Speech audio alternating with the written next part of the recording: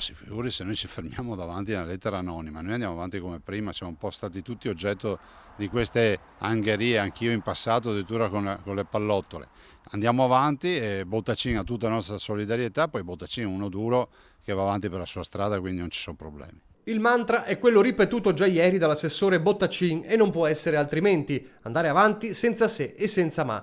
Perché la lettera con minacce di morte colpisce in primis il titolare del settore ambiente, ma di riflesso anche tutta la giunta Zaia. In ballo c'è il tema della legalità e della lotta alle infiltrazioni mafiose, delle quali i roghi negli impianti di stoccaggio e smaltimento rifiuti sono inquietanti conferme.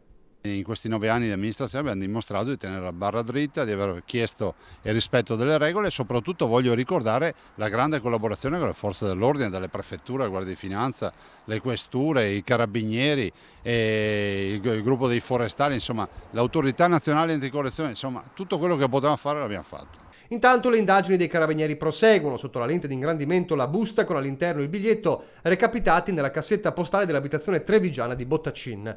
Analisi su quelle due parole scritte, sei morto, e sulla possibile provenienza della missiva, in un clima diventato sempre più complicato per gli amministratori. Da un lato si vuole perseguire la legalità, dall'altro magari c'è qualcuno che va a dire in giro che i politici sono tutti ladri, le mette assieme a sta roba e diventa sempre più difficile a governare.